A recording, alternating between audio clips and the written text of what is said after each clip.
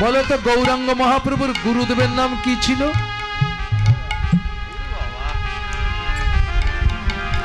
এক একজন এক এক রকম বলতো, সে আমি জানি। মাধবেন্দ্র পুরী না রে বাবা, গৌরাঙ্গ মহাপ্রভুর গুরুদেবের নাম ছিল শ্রী শ্রী ঈশ্বরপুরী, আর ঈশ্বরপুরীর গুরুদেব ছিল মাধবেন্দ্র পুরী। বুঝেছ? লাইনই গেছো, তবে একটু লাইন ভারিয়ে গেছে। এই যা, অনেকে বলে কেশব ভারতী, সেও গুরু। কেশব ভারতী ছিল মহাপ্রভুর সন্ন্যাস গুরু। উনি হলেন ভারতী গোসাই, উনি গুরু গোসাই। আর দীক্ষা মন্ত্র দান করেন যিনি, তিনি হলেন গুরুদেব, দেবতা। ঠিক আছে? আর গোসাই, সায়ের উপরে আর কিছু নাই। তাহলে আজকে সেই ঈশ্বরপুরী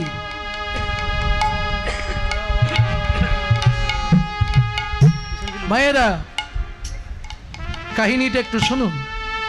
ঈশ্বরপুরী যেদিন মৃত্যু শয্যায় সজ্জিত, তার নিকটতম একজন ভক্ত ছিল, নাম ছিল তার গোবিন্দ দাস।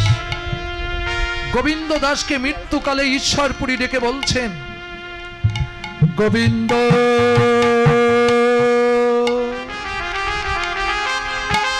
একবার আমার কাছে আয় তো বাবা। গুরুদেব, আপনি আমাকে ডেকেছেন? হ্যাঁ বাবা, আমার ওপারে ডাক এসে গেছে। বেশিক্ষণ আর আমি তোদের মাঝে থাকবো না। অল্প কিছুক্ষণের মধ্যে সুন্দর পৃথিবী ছেড়ে, তোদের মতো ভক্ত সমাজ ছেড়ে আমি যে জন্মের মতো চলে যাব। আমার উপরে ডাক এসে গেছে। ওরে গোবিন্দ,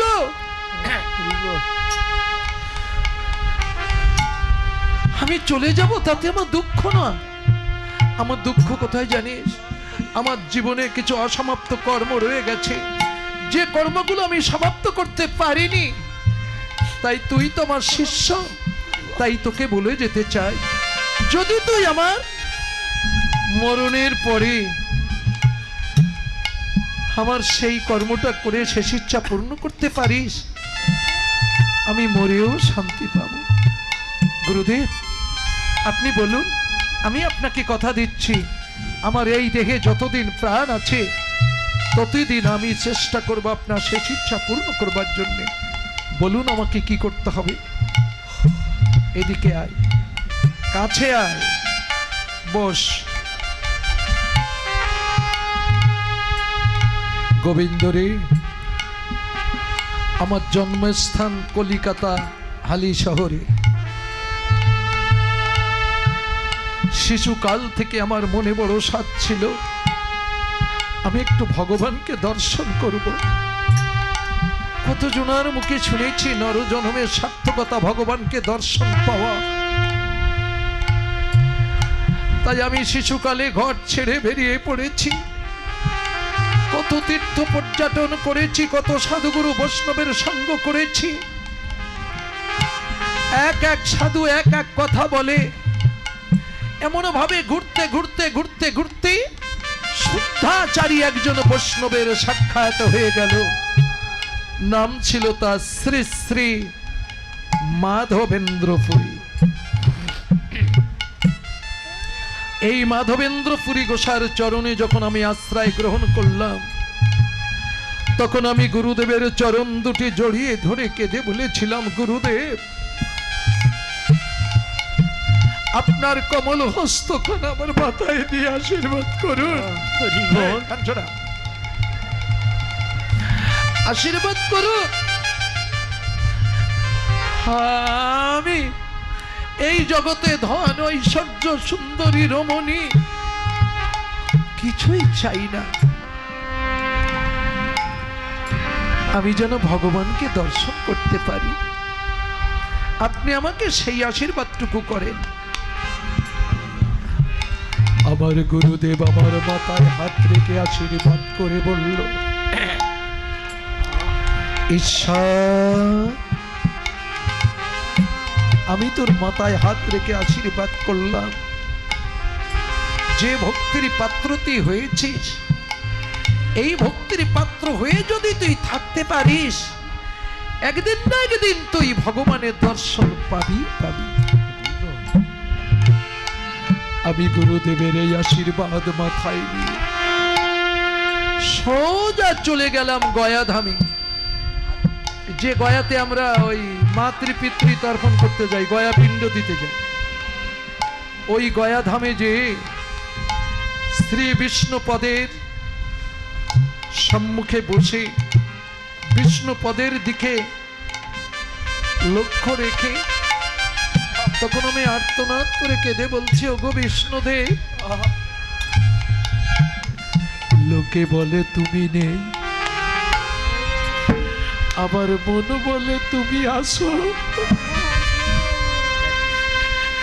তুমি যদি না থাকবে, তোমার পদচিহ্ন কোনদিন পাথরের উপরে থাকতে পারে না, থাকতে পারে না।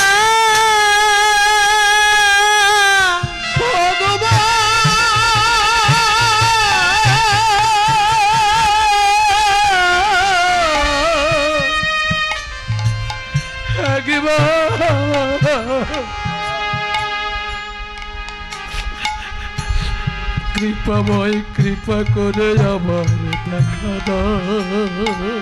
দেখা দা ভগবান।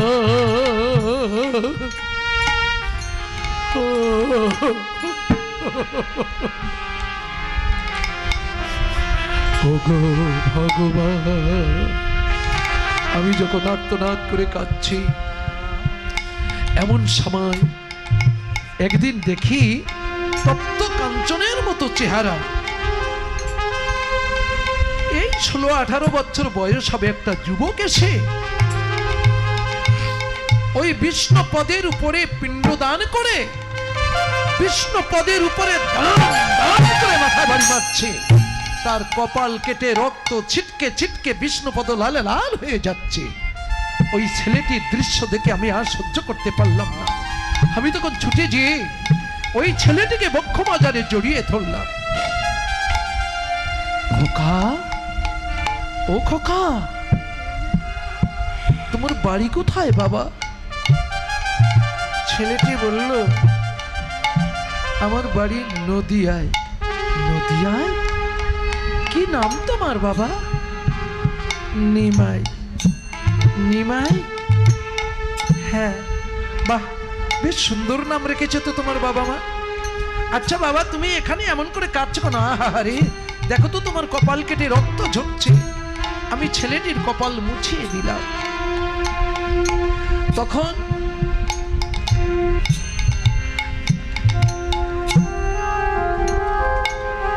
ওই ছেলেটি আমাকে জড়িয়ে ধরে বলছে, আমি কেন কাঁদছি জানেন? আমার পিতৃদেব গত হয়েছে।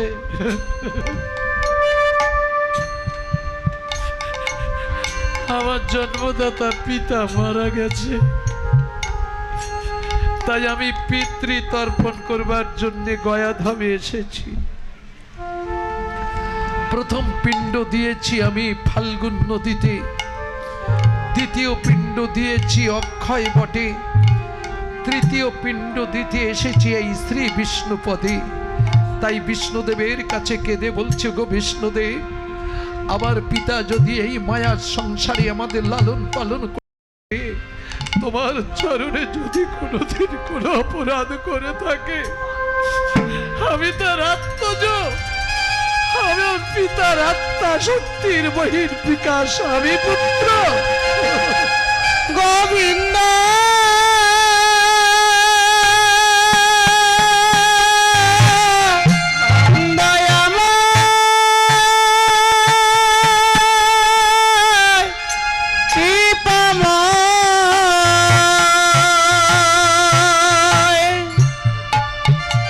আমি তখন ছেলেটি বলল, যদি কোনো সাজা প্রাপ্তি হয় তুমি আমাকে দিও। কেন? এই মায়ার সংসারে আমার বাবা আমাদের লালন পালন করতে যে হয়তো কত অপরাধ কত অন্যায় করেছে তোমার চরণে, তার জন্য যদি সাজা প্রাপ্তি হয় সেটা তুমি আমাকে দিও, আমার বাবাকে যেন কোনো সাজা দিও না। খোকা, ও খোকা, বয়সে নবীন হলেও জ্ঞানে তো তুমি অনেক প্রবীণ। আচ্ছা বাবা, তুমি দীক্ষা নিয়েছ? না, তুমি এখনো দীক্ষা নাওনি, তাই তোমার ভিতরে এই জ্ঞান। আচ্ছা বাবা, দীক্ষা নেবে তুমি? কে দেবে আমাকে দীক্ষা? কেন বাবা, যদি তুমি চাও আমি তোমাকে দীক্ষা দেব। সেদিন আমি ওই নিমাইকে দীক্ষা দিলাম। নিমাই আমার কাছ থেকে দীক্ষা মন্ত্র গ্রহণ করে আমার চরণে ভক্তি প্রণাম করে দক্ষিণা দিয়ে নিমাই চলে গেল নবদ্বীপে। নিমাই যখন নবদ্বীপে চলে গেছে, আমি সন্ধ্যাবেলা এসে জপান্নি করতে বসেছি।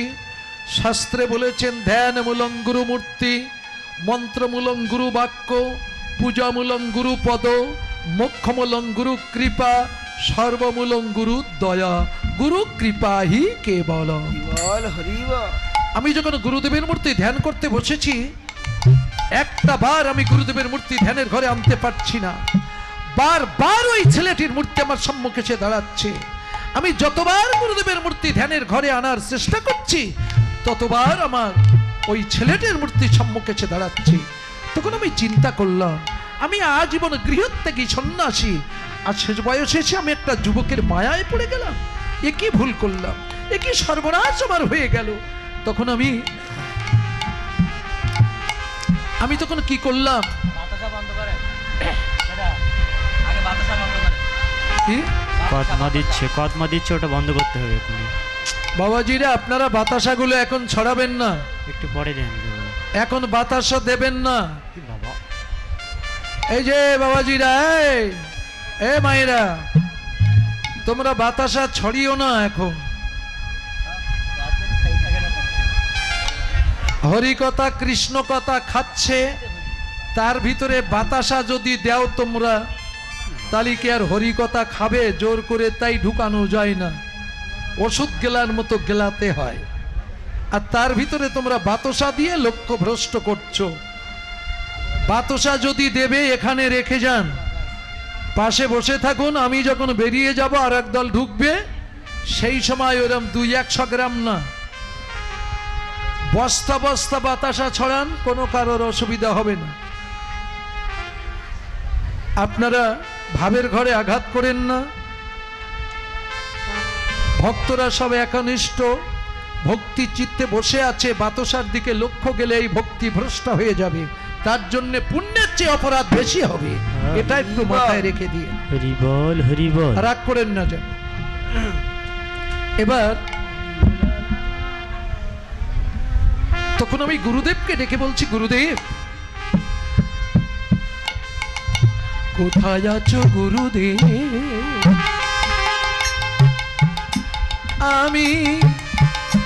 আমি জানি না,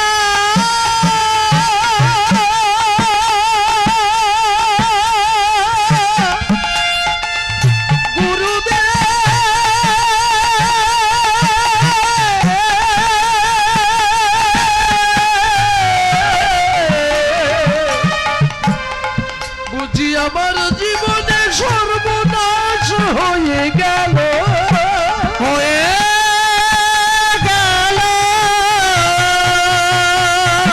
যেখানে থাকো তুমি কৃপাময়, কৃপা করো মোরে, কৃপা করো মোরে, এবার সে দেখা দাও আমারে।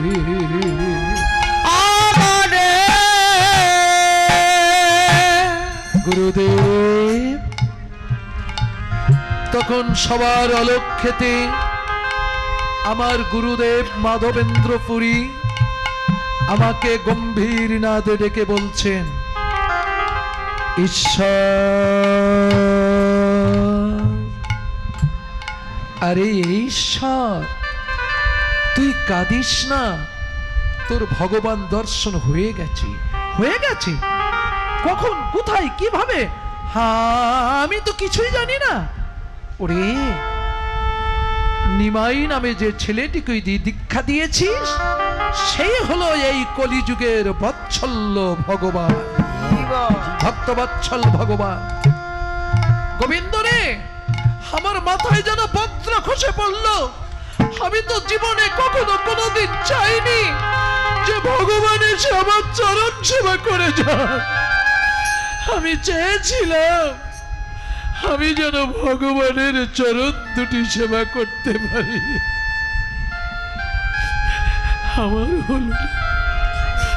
আমার হলো না। তারপরে নিমাই কতবার এসেছে আমার খোঁজে, নিমাই যতবার আমার খোঁজে এসেছে আমি ততবার পালিয়েছি। কেন পালিয়েছিলাম জানিস? যার চরণে প্রণাম করবার যোগ্যতা আমার আছে কিনা আমি জানি না, আর সে তো আমার শিষ্য, আমি তার গুরুদেব। কিন্তু সে তো দেখা মাত্রেই কারোর বাধা নিষেধ মানবে না, সে তো আমার চরণে প্রণাম করবেই। আমি তার প্রণাম গ্রহণ করতে পারবো না বলে নিমাই যতবার আমার খোঁজে এসেছে ততবার আমি পালিয়েছি। অজান্তে যে ভুল একবার করেছি, জানা মতে সে ভুল আমি আর করতে পারি না। এইভাবে পালাতে পালাতে আমার জীবনের শেষ দিন এসে গেছে, আর আমার পালাবার জায়গা নেই। ওরে গোবিন্দ, আমার প্রভু লীলা করছে গম্ভীরায় 3.5 জন অন্তরঙ্গ ভক্ত নিয়ে। রায় রামানন্দ, স্বরূপ দামোদর, শিখি মাইতি আর মাধবী দাসী, এই 3.5 জন অন্তরঙ্গ ভক্ত নিয়ে প্রভু গম্ভীরায় লীলা করছে। তুই যদি আমার হয়ে গম্ভীরায় যেয়ে মহাপ্রভুর চরণ দুটি সেবা করতে পারিস, ওরে গোবিন্দ, আমি তোকে কথা দিলাম বাবা, আমি সবার অলক্ষ্যেতে তোর হাতের উপরে হাত রেখে আমি আমার শেষ ইচ্ছেটা পূর্ণ করে দেব। আমার শেষ ইচ্ছাটা আমি পূর্ণ করে দেব।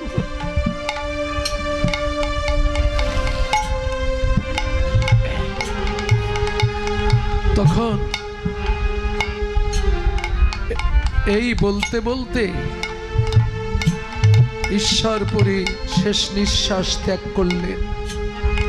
গোবিন্দ দাস গুরুদেবের শব্দের সৎকাজ সেরে সোজা চলে গেল গম্ভীরায়। গম্ভীরা কোথায় জানেন তো? উড়িষ্যা, পুরী ধামে, জগন্নাথ ক্ষেত্রে। এবার গোবিন্দ দাস গম্ভীরায় চলে গেছেন। এদিকে মহাপ্রভু রাধা ভাবে বিভাবিত হয়ে রায় রামানন্দের কণ্ঠটা জড়িয়ে ধরে রামানন্দকে বিশাখাসখী মনে করে আর্তনাদ করে কাঁদছে, নিজেকে রাধা মনে করে। বিশাখা বিশাখা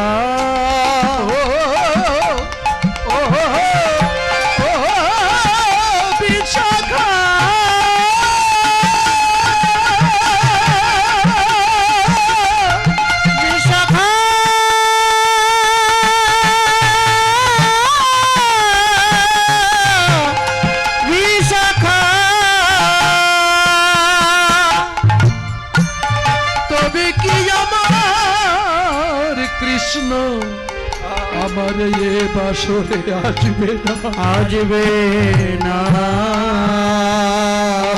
বড় যতন করে বাসর সাজিয়ে রেখেছি,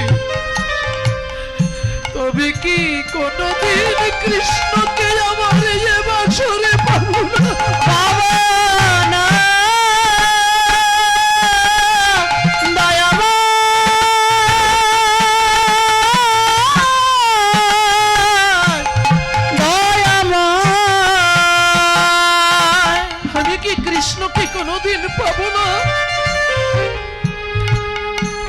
জীবনে আমি কি কোনোদিন কৃষ্ণকে পাবো না?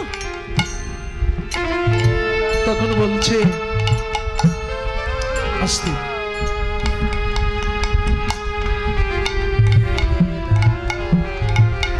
সময় গোবিন্দ দাস এসে গম্ভীরার দরজায় ধাক্কা দিচ্ছেন।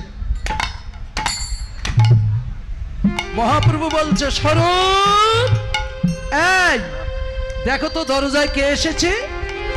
স্বরূপ ছুটে যে দরজা খুলে দেখে শুদ্ধাচারী একজন বৈষ্ণব দাঁড়িয়ে আছে। কে তুমি বাবা? আমি গোবিন্দ দাস। গোবিন্দ দাস? কোন গোবিন্দ দাস তুমি? আমি ঈশ্বরপুরীর শিষ্য গোবিন্দ দাস। ও, তা তুমি এখানে কি জন্য এসেছো? আমি মহাপ্রভুর সঙ্গে একটু দেখা করতে চাই। দেখো বাবা, কিছু মনে করুন, মহাপ্রভুর বিনা অনুমতিতে এই ঘরের মধ্যে ঢুকতে দেওয়া হয় না। এই ঘরের মধ্যে ঢুকতে দেওয়া হয় না।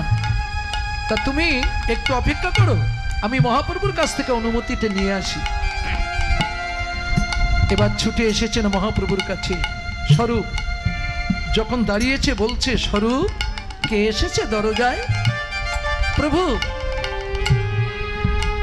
গোবিন্দ দাস নামে একজন বৈষ্ণব এসেছে। গোবিন্দ দাস? কোন গোবিন্দ দাস? তিনি নাকি ঈশ্বরপুরীর শিষ্য গোবিন্দ দাস। কি বললে? ঈশ্বরপুরী, ঈশ্বরপুরী, ঈশ্বরপুরী, ঈশ্বরপুরী, ঈশ্বরপুরী। হ্যাঁ হ্যাঁ, ঈশ্বরপুরী তো আমারও গুরুদেব। তবে কি আমরা দুজনাই একই গুরু শিষ্য? ও স্বরূপ, শোনো শোনো, এই জগতে এক মায়ের গর্ভে জন্ম নেই যেসব ভাই বোনেরা, যে কদিন জীবিত থাকে সেই কদিন সম্বন্ধ কারো থাকে, কারো থাকে না। আর এক গুরু শিষ্য যেসব গুরু ভাই বোনেরা, এহ জগতে যদি তাদের সঙ্গে পরিচয় নাও থাকে, পারমার্থিক জগতে এরাই হয় একমাত্র আপনজন। কোথায় আমার গুরু ভাই? কোথায় আমার আপনজন? কোথায় আমার গোবিন্দ দা? মহাপ্রভু উন্মত্ত পাগলের মতো ছুটলেন। ছুটতে ছুটতে ছুটতে ছুটতে দরজায় এসে গোবিন্দ দাসকে বক্ষ মাজারে জড়িয়ে ধরলেন। গোবিন্দ দা, তুমি ভালো আছো তো? গুরুদেবের কুশল কথা শোনালে না তো গোবিন্দ দাস?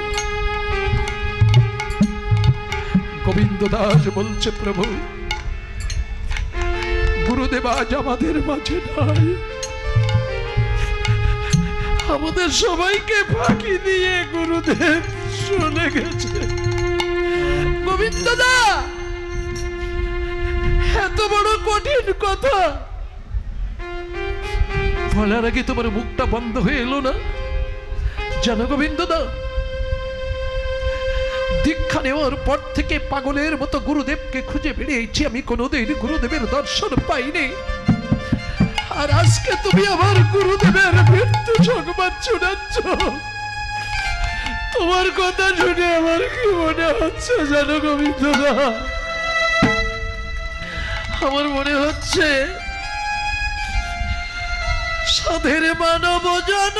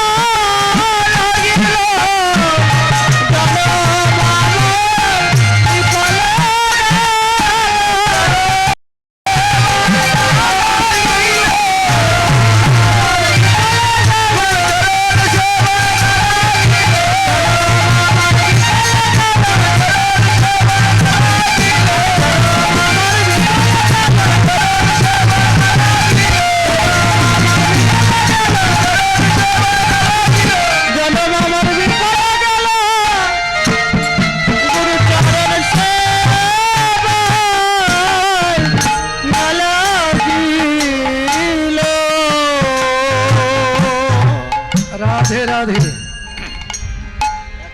এই দেহ দিয়ে গুরুর চরণ সেবা হলো না। তখন গোবিন্দ দাস বলছে, প্রভু গুরুদেব যে সময় দেহ রাখে সে সময় আমাকে বলে গেছে তোমার চরণ দুটি সেবা করতে। আমি অনেক দূর থেকে ছুটে এসেছি তোমার চরণ সেবা করবার জন্য। চরণ সেবা করবার অনুমতি দেন প্রভু। গোবিন্দ দা তুমি ভুল বলছো না? কেন গোবিন্দ দা তুমি কেন বুঝতে পারছো না? যে হস্ত দিয়ে তুমি আমার গুরুদেবের চরণ সেবা করেছো সেই হস্ত দিয়ে তুমি কোনোদিন আমার চরণ সেবা করতে পারো না। এ কখনো হয় না, হতে পারে না। তখন বলছে, প্রভু আমি গুরুদেবের একগুঁয়ে শিষ্য। আমি মৃত্যুকালে গুরুদেবকে কথা দিয়েছি চরণ আমি তোমার সেবা করবই। যদি তুমি স্বইচ্ছায় না দাও আমি জোর করে তোমার চরণ সেবা করব। তবু আমার গুরুদেবের শেষ ইচ্ছা আমি অপূর্ণ রাখবো না। মহাপ্রভু বলছে, এই সেরেছে ভক্ত যে বড় শক্ত, এর কাছে তো আমি পারবো না। দরজা আর দিয়ে শুয়ে পড়েছে, পা দুখানা একদিকে, মাথাটা আর একদিকে, গোবিন্দ দাস বাহিরে। গুমরে গুমরে মহাপ্রভু কাঁদছে। তখন গোবিন্দ দাস বলছে, প্রভু তোমার দেহটা একটু সরাও, আমি ভিতরে যেয়ে তোমার চরণ দুটি সেবা করি।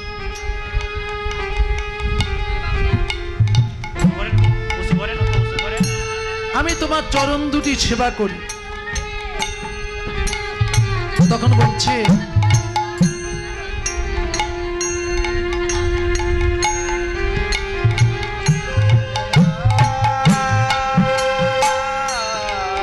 হরে কৃষ্ণ। ছোট বাচ্চার হাত দিয়ে একখানা বস্ত্র, কিছু পাথেও দান করেছেন। ভগবান যেন তার বাঞ্ছা পূর্ণ করে। ছোট বাচ্চাটা সে যেন কৃষ্ণ ভক্ত হয়ে গোবিন্দ সেবায়, ভক্তের সেবায়।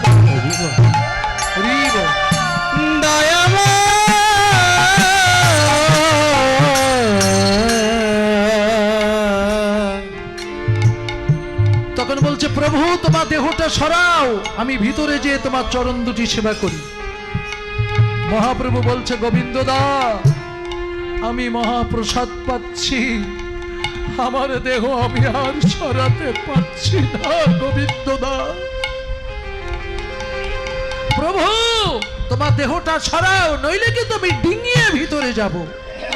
যা ভক্ত কেমন দেখেন বাবা। গোবিন্দ দাসের গায়ে যে বহির্বাসখানা ছিল সে বহির্বাসখানা মহাপ্রভুর অঙ্গের উপরে ফেলে দিলেন। ফেলে দিয়ে মহাপ্রভুকে ডিঙিয়ে ভিতরে চলে গেলেন। ভক্ত কেমন, যে সুবর্ণের ভৃঙ্গারে ভরি সুশীতল বাড়ি আনি।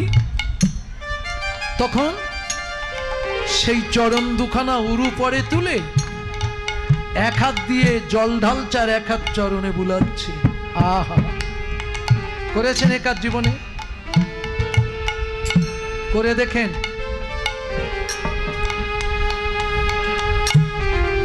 একটা বৈষ্ণবের চরণ ধৌত করলে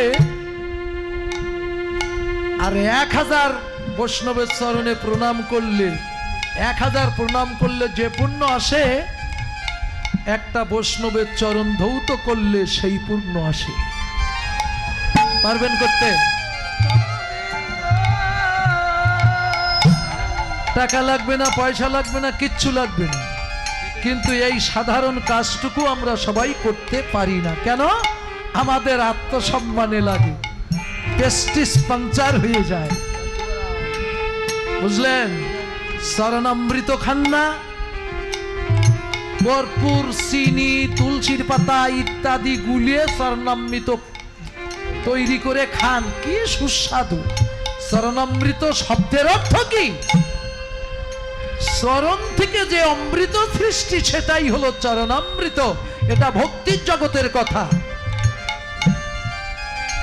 ভক্তি জগতে চরণামৃত যদি পাও, সাধুগুরু বৈষ্ণবের চরণ ধৌত করে সেই চরণামৃত পাও।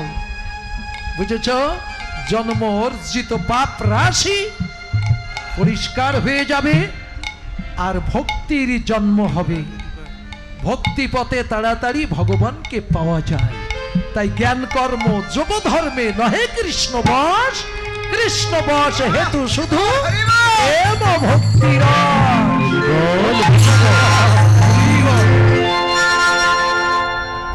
ভক্তির পথ বড় সহজ, কঠিন না, কিন্তু করা তো দরকার। এবার যখন চরণ ধৌত করছে, গোবিন্দ দাসের হাতের উপরে কে যেন থপ করে এখানে হাত রেখেছে। গোবিন্দ দাস চমকে উঠেছে, কে কে কে কে কে যেন আমার হাতের উপরে হাত রাখলো, কে? কই, কোথাও তো কাউকে দেখছি না। হঠাৎ মনে পড়ে গেছে, হ্যাঁ হ্যাঁ, গুরুদেব যে আমাকে বলেছিল যে তুই যখন মহাপ্রভুর চরণ দুটি সেবা করবি, তখন অলক্ষেতে আমি তোর হাতের উপরে হাত রেখে প্রভুর চরণ সেবা করে নেব। তাই বুঝি আজ আমার গুরুদেব আমার হাতের উপরে হাত রেখে তার শেষ ইচ্ছা পূর্ণ করে নিল। এরকম গুরু মেলে লাখ লাখ, শিষ্য মেলে না এক। দেখেছেন, গুরুর শেষ ইচ্ছা পূর্ণ করছে শিষ্যতে। একটা ঊর্ধ্ব বীজের সন্তানের একটা অধবীজের সন্তান, অধবীজের সন্তান বাবা মায়ের সন্তান আমরা, আর গুরু শিষ্য যারা এরা হলো সব ঊর্ধ্ব বীজের সন্তান। তাই ঊর্ধ্ব বীজের সন্তান যা করতে পারে, অধবীজের সন্তানে তা করতে পারে না, খুব কম। তাই আজকে সেই গোবিন্দ দাস সেদিন থেকে মহাপ্রভুর চরণে আত্মসমর্পণ করে দিলেন। মহাপ্রভু তাকে আত্মসম করে নিলেন, আর মহাপ্রভুর কৃপা লাভ করে গোবিন্দ দাস এই কীর্তন জগতে একজন পদকর্তা হলেন। যে গোবিন্দ দাসের পদ পদাবলী আমরা গাই, আজকে আমার এই রূপগানের গৌর চন্দ্রিকা সেই গোবিন্দ দাসের রচিত। যে গোবিন্দ দাসের কাহিনী এখানে বললাম, এই গোবিন্দ দাসের রচিত এই রূপগানের গৌর চন্দ্রিকা। আখি পালটিতে কত যুগ হেন মানি, আরে আখি পালটিতে কত যুগ হেন মানি, আখি পালটিতে কত যুগ হেন মানি, আখি পালটিতে কত যুগ হেন মানি, আমি আর মাঝে কেটে রাখবো তোরা বলো মনি, আমি আর মাঝে কেটে রাখবো তোরা বলো মনি, আর মাঝে কেটে রাখবো গোরা রূপা। আখি পালটিতে কত যুগ হেন মানি, চোখে একবার পলক ফেললে মনে হয় যেন কত যুগ আমি দেখি। তার চেয়ে আমি কি করবো জানিস? হৃদয় মাঝে গেঁথে রাখবো গোরা গুণমনি, হৃদয় মাঝে গেঁথে রাখবো। হৃদয় মাঝে গেঁথে রাখা যায়? আপনারা পারেন? বুঝতে পারছেন? হৃদয় মাঝে গেঁথে রাখা যায়? এ বড় কঠিন জিনিস, আবার এর মতো সহজ কিছু নেই। সহজ দেখবে, এই যে আপনাদের কাছে সব মোবাইল আছে না, মোবাইলে ক্যামেরা আছে না, ভিডিও মিডিও সব কিছু করতে পারেন, অডিও ভিডিও সব। আচ্ছা, যারে ভালো লাগলো ফুট করে ছবি তুলে নিলে, ছবিটা মোবাইলে কতদিন থাকে? মেমোরি যতদিন ভালো থাকে ততদিন ছবিগুলো থাকে। আবার মাঝে সাঝে কোনটা টিপতে গিয়ে কোনটা টিপতে গিয়ে সব ডিলিট হয়ে যায়। মানে আমি বুঝি না, তো আমার ওরকম ঘটে, তাই বলছি।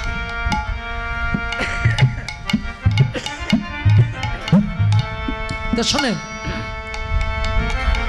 তাহলে ওটা নষ্ট হয়। এই যে ওটা তো বৈজ্ঞানিক বিজ্ঞানীরা তৈরি করেছে, আর ভগবান বিজ্ঞান যে ক্যামেরা পাঠিয়েছে, ও ক্যামেরায় যা ছবি উঠেছে ওই একটাও ডিলিট হয়?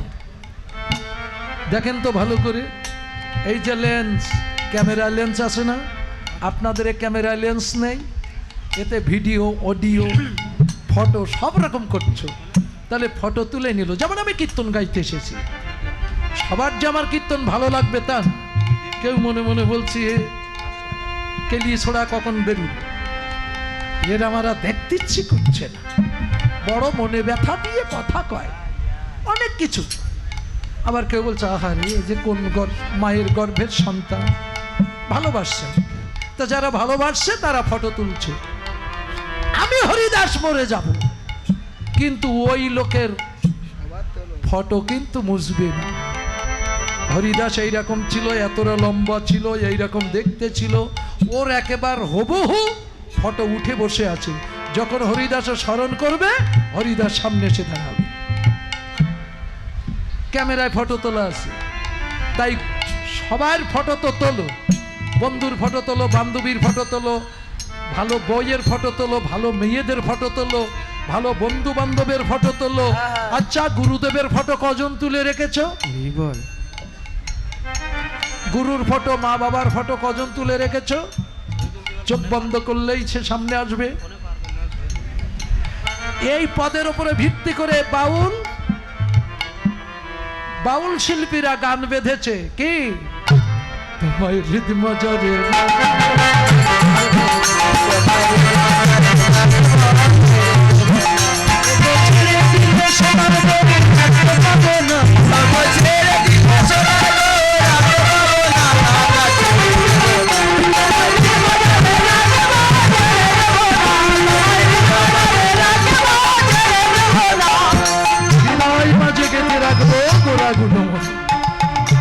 মনের অভিলাষ ক্ষমা নাই হয় মনের অভিলাষ ক্ষমা নাই হয় মনের অভিলাষ ক্ষমা নাই হয় মনের অভিলাষ ক্ষমা নাই হয় গোবিন্দ দাস কহে তুই ভেলো গোবিন্দ দাস কহে তুই ভেলো গোবিন্দ দাস কহে তুই ভেলো গোবিন্দ দাস কহে তুই ভেলো মনের অভিলাষ ক্ষমা নাই হয় মোর।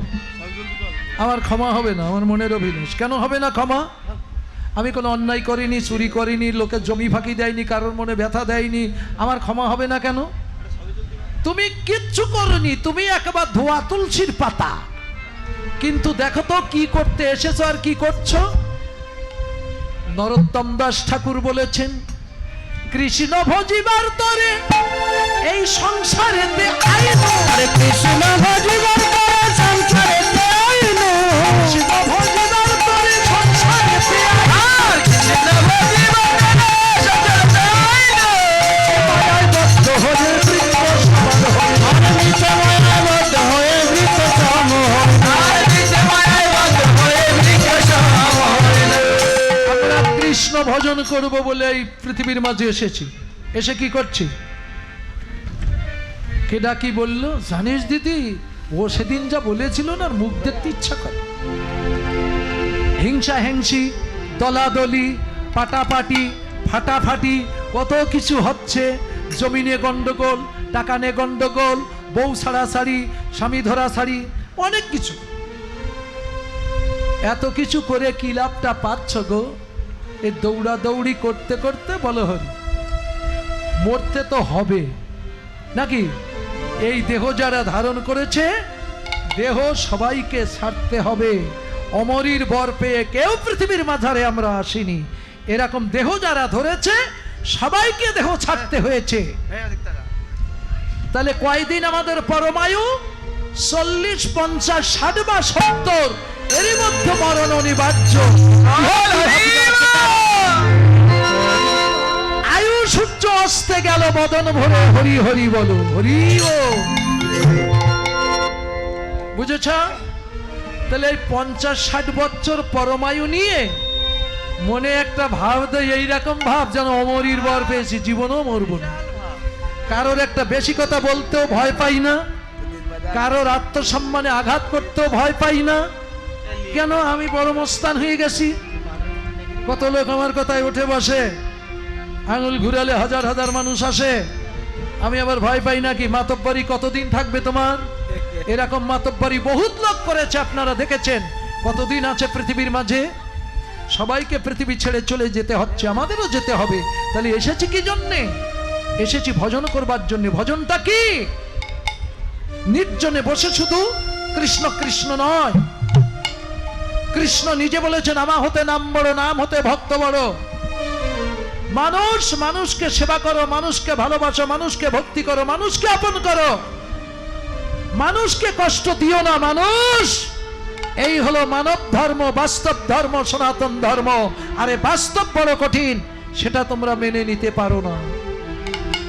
এই জন্য ধর্মের থেকে অনেক দূরে সরে আছি আমরা। আর মানুষকে যদি ভালোবাসার মন্ত্রণা আমাদের সবার ভিতরে থাকতো, তাহলে আমাদের ভিতরে দলাদলি, পাটাপাটি, ফাটাফাটি কখনোই হতো না, হিংসা হিংসি হতো না। তো যাক, এসেছি কৃষ্ণ ভজন করতে, কিন্তু কৃষ্ণ ভজন করছি সঠিক, তাহলে আমার ক্ষমা হবে? এবার বলুন, ক্ষমা হবে? তাই তো মহাজন লিখেছেন, মনের অভিলাষ ক্ষমা নাই হয় মোর, গোবিন্দ দাস কহে মই ভেলো ভোর। হরে গোবিন্দ